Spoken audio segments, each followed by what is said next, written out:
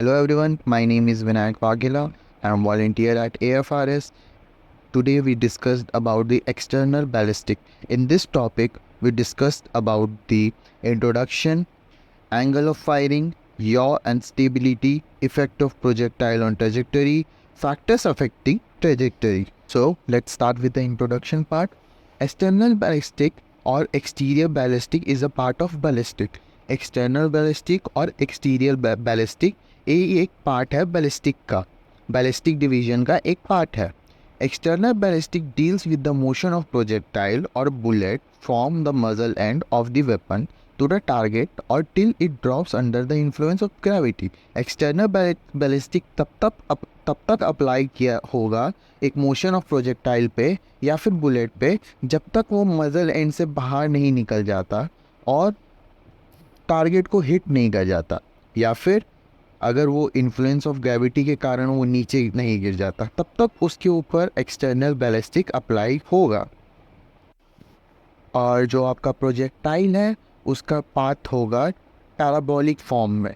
Parabolic, I hope सबको पता होगा कि पैराबोलिक फॉर्म किसको बोलते हैं. और एक्सटर्नल बैलिस्टिक इंडिया में बहुत ही ज़्यादा यूज़ होता है क्योंकि क्रिमिनल्स बहुत सारे कमिट करते हैं, क्राइम, मर्डर करते हैं और अदर क्राइम्स के कारण. और एक्सटर्नल बैलिस्टिक वहाँ पे यूज़ किया जाता है क्योंकि पता लगाया जाता है या वो मर्डर है कि होमिसाइडल है या फिर अदर अटैक्स है, क्योंकि इंडिया में बहुत ज़्यादा इलीगल इम्प्रोवाइज गन से ये सब क्राइम किए जाते हैं. एक्सटर्नल बैलिस्टिक्स वहाँ से चालू होता है जहाँ पे इंटरनल बैलिस्टिक ख़त्म होता है. आई होप इंटरनल बैलिस्टिक सबको पता होगा, अगर जिन्हें नहीं पता है मैं एक बार बता दूं. इंटरनल बैलिस्टिक एक ऐसा स्टडी है मैकेनिज़्म का inside a barrel of a gun, जो कि प्रोजेक्टाइल जब तक मजल एंड को लीव नहीं कर देता तब तक वहाँ का जो जितना भी मैकेनिज़्म है अंदर गन के अंदर का, उसको बोलते हैं हम लोग इंटरनल बैलिस्टिक. उसकी स्टडी को हम लोग बोलते हैं इंटरनल बैलिस्टिक. अगर साधारण सी भाषा में बात करें तो एक्सटीरियर बैलिस्टिक रिस्पॉन्सिबल होता है आपका बुलेट ट्रेजेक्टरी के ऊपर या फिर पेलेट डिस्पर्सल के ऊपर, जो कि आपका शॉटगन से निकलता है. नेक्स्ट हम लोग बात करते हैं एंगल ऑफ फायरिंग. तो बेसिकली हम लोग साधारण सी भाषा में हम बात करेंगे कि एंगल ऑफ फायरिंग होता क्या है. कि अगर हम लोग किसी भी फायर आर्म से प्रोजेक्टाइल को हम लोग फायर करते हैं तो उसका जो प्रोजेक्टाइल का जो पाथ है वो पैराबोलिक फॉर्म में रहेगा. ठीक है. और जैसे कि हम लोग जानते हैं कि जो प्रोजेक्टाइल है वो पैराबोलिक फॉर्म में रहेगा, उसके बैरल से जो निकला हुआ स्ट्रेट हम लोग एक बेस लाइन इमेजिनरी लेंगे. ठीक है. और वो बेस लाइन और जो पैराबोलिक फॉर्म का जो जो स्टार्टिंग पॉइंट है उसके बीच का एंगल को हम लोग बोलते हैं एंगल ऑफ फायरिंग. ये एंगल 60 डिग्री भी हो सकता है, 30 डिग्री, 20, 45 कुछ भी हो सकता है. कोई पर्टिकुलर मतलब नहीं है, फिक्स नहीं है कि इतना ही एंगल हो. कोई कोई सा भी वैरी की एंगल हो सकता है वो. नेक्स्ट हम लोग बात करते हैं कि जो लाइन ऑफ फायर है और जो बेस लाइन है वो स्लाइटली सेपरेट होगा 1 मिलीमीटर 4 मीटर्स में, या फिर मोस्ट रफली अगर मान के चले तो 30 मीटर्स एट 1000 मीटर.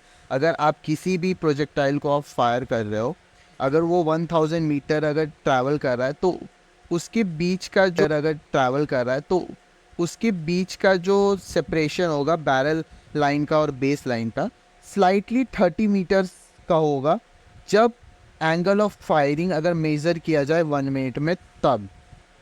और एंगल ऑफ जो एविलेशन है या फिर एंगल ऑफ फायरिंग है वो जनरली लो होता है अगर हम लोग हंटिंग पर्पसेस के लिए इस चीज़ को या फिर किसी भी प्रोजेक्टाइल को फायर करते हैं. और अगर एंगल कम हुआ तो फायर आर्म को होल्ड करने में भी आसानी होती है एज अ नॉर्मल केस. हम लोग बात करते हैं द अगर मैक्सिमम रेंज होता है आपका स्मॉल वेपन का राउंड का, वो अचीव्ड होता है एलिवेशन राउंड 29 का. जो एंगल ऑफ फायरिंग है उनकी जो रेंज है बिटवीन 29 टू 35 डिग्रीज के ही बीच में होगी स्मॉल वेपन्स के लिए. और क्रूशियल एंगल तब होगा जब एलिवेशन एंगल वो अपनी मैक्सिमम रेंज को रीच कर जाएगा. और मैक्सिमम रेंज किसी भी प्रोजेक्टाइल या फिर बुलेट की है वो किसी एंगल ऑफ एक्यूरेसी से डिटरमाइन नहीं की जा सकती. ठीक है. देखिए, हाँ, बहुत सारे जनरल यूज़ के लिए एक्सेप्टेबल चीज़ें हैं, एम्प्लॉयमेंट के लिए है, जो कि बैलिस्टिक टेबल है, बैलिस्टिक सॉफ्टवेयर है, जो कि बेस्ड है आपका सेलेसाई और मैवेसरी जीवन ड्रैग मॉडल के ऊपर। इसके थ्रू मतलब एंगल ऑफ एविलेशन या इन्वेस्टिगेशन किया जाता है किसी भी एंगल निकालने के लिए या फिर रेंज निकालने के लिए, वो बुलेट कितनी दूर से कहाँ तक मारी होगी, ठीक है।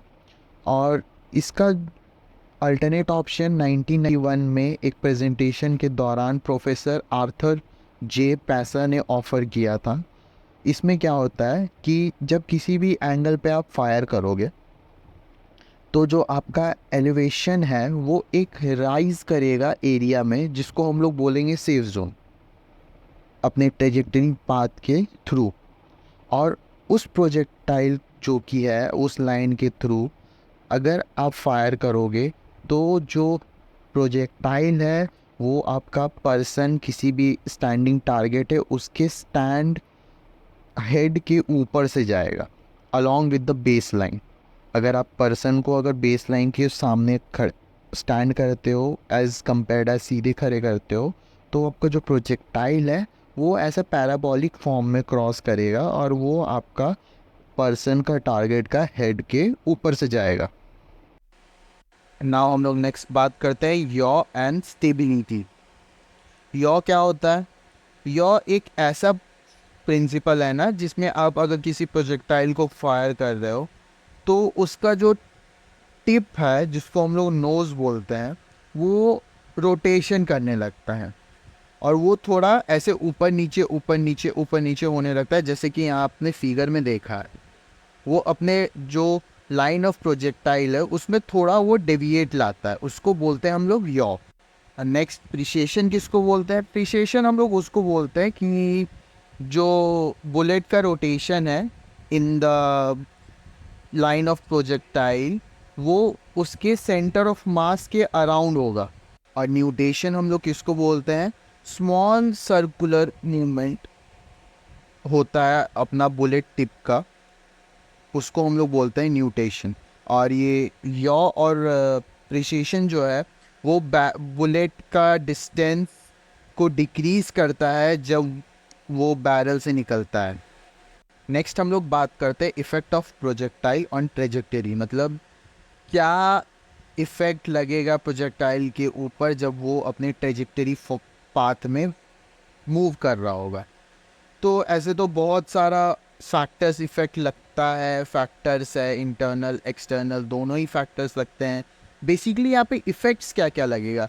पहला तो सबसे पहला कि क्या बुलेट का शेप है, कौन सा है, वो बॉटल नेक है या स्ट्रेट है या टेपर केस है, कौन सा शेप का वो प्रोजेक्टाइल है, वो सबसे ज़्यादा मैटर करता है, ठीक है। दूसरा आ जाओ, बहुत सारे फैक्टर्स और भी हैं, जैसे कि the resistance from the head है, बेस ड्रैग है, स्क्रीन फ्रिक्शंस है, ये सब फैक्टर्स है जो मेजर फैक्टर्स बुलेट के ऊपर एक्ट करते हैं। सो नेक्स्ट हम लोग पहला इफ़ेक्ट के बारे में बात करते हैं जो कि ट्रेजेक्टरी को प्रोजेक्टाइल में इफ़ेक्ट करता है। तो पहला है वो the head resistance.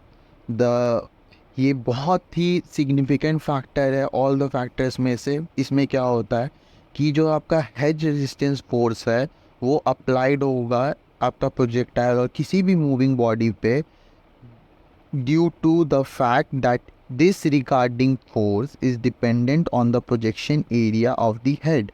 It increases with the increasing head area and decreases with the decreasing head area. जो आपका रिटार्डिंग फोर्स है वो डिपेंडेंट करेगा आपका प्रोजेक्शन एरिया पे कि आप कितना प्रोजेक्शन कितने एंगल पे आप प्रोजेक्टाइल को फायर किए हो और उसका प्रोजेक्शन एरिया क्या है। वो ये रेजिस्टेंस इंक्रीज़ करेगा विद द, अगर हेड एरिया आपका इंक्रीज़ है या फिर ये प्रोजेक्शन डिक्रीज़ होगा या जिसके का अगर आपका हेड एरिया डिक्रीज़ है। नेक्स्ट पॉइंट है, सिंस द हेड एरिया या projection area is directly correlated with the head resistance, users have become extremely popular as a result. We refer to these as a Spitzer bullet. देखिए, head area and projection area directly correlated होता है आपका head resistance से, और जो भी user अगर इस चीज़ को फॉलो करता है वो बहुत ही ज़्यादा पॉपुलर होता है। एज अ रिज़ल्ट उसका रिज़ल्ट बहुत ही ज़्यादा एक्यूरेट आता है। और इस चीज़ को ये बुलेट अगर इसमें कोई बुलेट यूज़ होता है तो उस बुलेट को हम लोग बोलते हैं spitzer bullet. Spitzer bullet is a type of a bullet जिसकी जो नोज़ है वो बहुत ही पॉइंटेड होगी एंड शार्प होगी, जिसके कारण वो उसका जो रेजिस्टेंस है उसके ऊपर बहुत कम इफ़ेक्ट लगेगा ट्रेजेक्टरी के ऊपर, जिसके कारण जो रिज़ल्ट है वो बहुत ही ज़्यादा एक्यूरेट आएगा। और ये बुलेट बेसिकली मिलिट्री पर्पसेस के लिए यूज़ की। दूसरा इफेक्ट जब हम लोग बारे में बात करते हैं तो वो है base drag. So basically base drag के बारे में हम लोग जैसे कि नॉर्मल अगर जनरल भाषा में समझते हैं तो फिर हम लोग क्या समझेंगे। बेस ड्रैग मतलब पीछे से कोई खींचना, किसी चीज़ को बेस से खींचना, ड्रैग करना मतलब खींचना। तो ये जस्ट लाइक वही है, जब प्रोजेक्टाइल अपने पाथ में ट्रैवल कर रहा होता है तो वो बहुत ही ज़्यादा हाई वेलोसिटी से ट्रैवल कर रहा होता है, तो उसके पीछे वो वैक्यूम क्रिएट करते जाता है।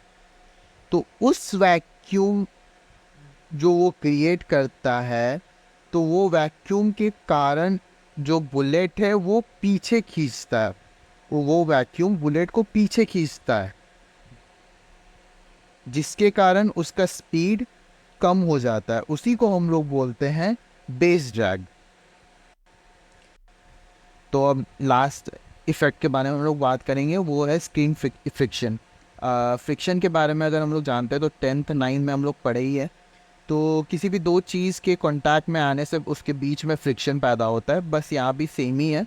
जब बुलेट अपने ट्रेजेक्टरी पाथ में फ्लो कर रहा होता है तो उसके बीच में उसका इंटरेक्शन होता है एयर से या फिर मेटल मॉलिक्यूल से, तो उन दोनों के बीच में फ्रिक्शन पैदा होता है। बट उसका मैग्नीट्यूड बहुत बहुत कम होता है, तो उसको नेग्लिजिबल कंसीडर किया जाता है। तो यही था अभी तक में 3 इफ़ेक्ट जो कि मेजर लगता है बुलेट की ट्रेजेक्टरी के पाथ के ऊपर। बात करते हैं फैक्टर्स अफेक्टिंग ट्रेजेक्टरी। देखिए वहाँ पर बहुत सारा internal and external factors affecting करता है ट्रेजेक्टरी ऑफ द प्रोजेक्टाइल को। तो इसमें से कुछ शेप है, स्पिन है, एक्सटर्नल इंटरनल दोनों ही फैक्टर अप्लाई करता है। तो इंटरनल फैक्टर्स क्या क्या होते हैं ट्रेजेक्टरी के शेप को अफेक्ट करता है। पहला होता है तो आपका वेलोसिटी ऑफ प्रोजेक्टाइल, कि वो कितने स्पीड से जा रहा है, या फिर उसकी स्पीड एयर रेजिस्टेंस के अलावा कम हुई, उसके बहुत सारे फोर्स लग रहे हैं, उसकी वेलोसिटी कम हो गई, ये इफेक्ट है। स्पिन ऑफ द प्रोजेक्टाइल मैंने आपको बताया कि वो यॉ कर रहा है, न्यूटेशन कर रहा है, या परसेशन कर रहा है। एंगल ऑफ फायर, क्या एंगल है फायर करने का। स्ट्रक्चर फीचर्स कैसे हैं। और सबसे पहला मोस्ट इम्पॉर्टेंट फैक्टर ये कि शेप ऑफ द बुलेट, कि बुलेट का शेप क्या है। अब नेक्स्ट हम लोग आते हैं एक्सटर्नल फैक्टर्स पे। एक्सटर्नल फैक्टर्स में क्या होगा, विंड डिफ्लेक्शन होगा, gravitation pull of the projectile होगा, एयर रेजिस्टेंस होगा, बस इतना ही है। So thank you so much for hearing. I hope आपको बहुत अच्छे से समझ में आया होगा, and thank you very much.